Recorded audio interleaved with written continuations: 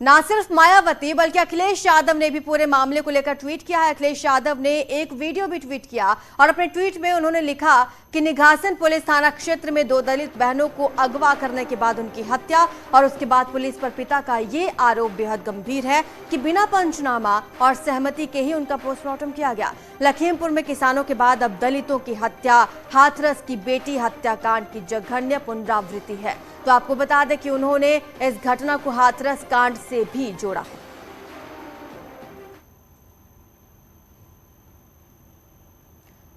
और अब आपको प्रियंका गांधी का भी ट्वीट दिखाएंगे। उन्होंने ट्वीट कर लिखा है कि लखीमपुर में 2 बहनों की हत्या की घटना दिल दहला देने वाली है। परिजनों का कहना है कि उन लड़कियों का दिन दहाड़े अपहरण किया गया था। रोज अखबारों और टीवी में झूठे विज्ञापन देने से कानून व्यवस्था अच्छी नहीं हो जाती। आखिर उत्तर प्रदेश में महिलाओं के खिलाफ जघन्य अपराध क्यों बढ़ते जा रहे हैं?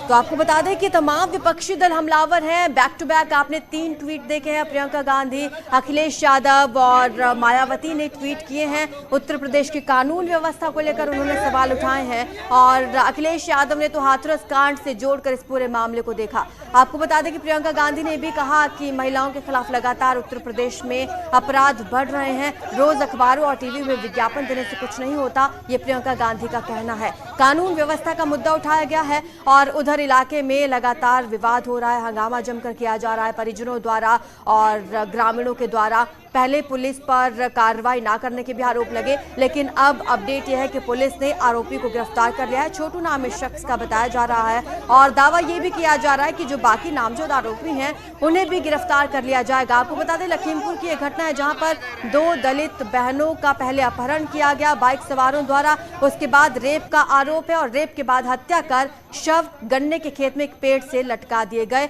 जिसके बाद अब लगातार हंगामा यहां पर हो रहा है। विपक्ष ने कानून व्यवस्था पर सवाल उठाए हैं। आरोप गांव के ही एक युवक और उसके साथियों पर लगे हैं।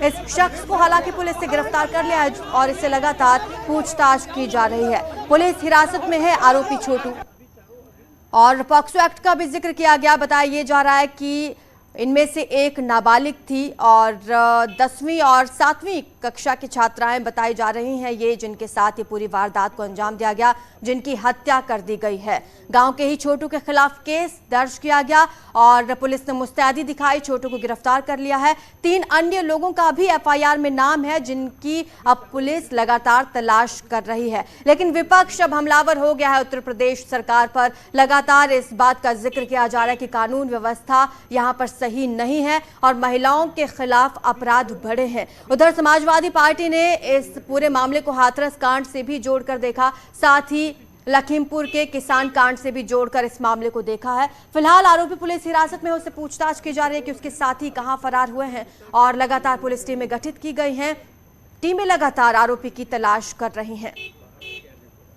तो 3 लोगों का नाम एफआईआर में दर्ज है। छोटू को तो गिरफ्तार कर लिया गया है, लेकिन इन तीनों की तलाश अब पुलिस कर रही है। आपको बता दें पुलिस ने परिजनों को आश्वासन दिया है कि बेहद जल्द वो सभी आरोपी पुलिस की गिरफ्त में होंगे। परिवार की शिकायत के आधार पर यह केस दर्ज किया गया।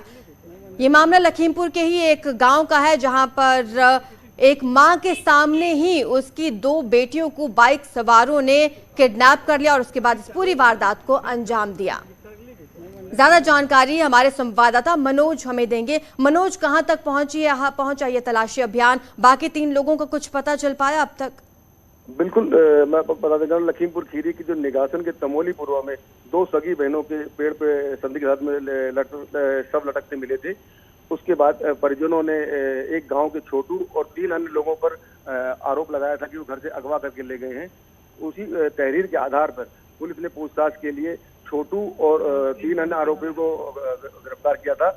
उसके बाद पूछताछ के दौरान छोटू और 3 लोगों ने स्वीकार किया है कि लड़की को के साथ रेप के बाद हत्या करने की बात स्वीकार की है। ये पुलिस के सूत्रों द्वारा जानकारी मिली है कि रेप के बाद उन्होंने हत्या करने की बात पूछताछ के दौरान स्वीकार की है। जी, और मनोज, पोस्टमार्टम रिपोर्ट को कुछ अपडेट है आपके पास? अभी 3 डॉक्टरों के पैनल के द्वारा और परिजनों की मौजूदगी में पोस्टमार्टम चल रहा है। पोस्टमार्टम रिपोर्ट के आने के बाद और आगे की जो कार्रवाई होगी वो विधिक कार्रवाई पुलिस करेगी। यानी कि अब पोस्टमार्टम रिपोर्ट का ही इंतजार हो रहा है। और खबर ये भी मिल रही थी कि पॉक्सो एक्ट के तहत ये मामला दर्ज किया गया है। शुक्रिया आपका मनोज इस तमाम जानकारी के लिए।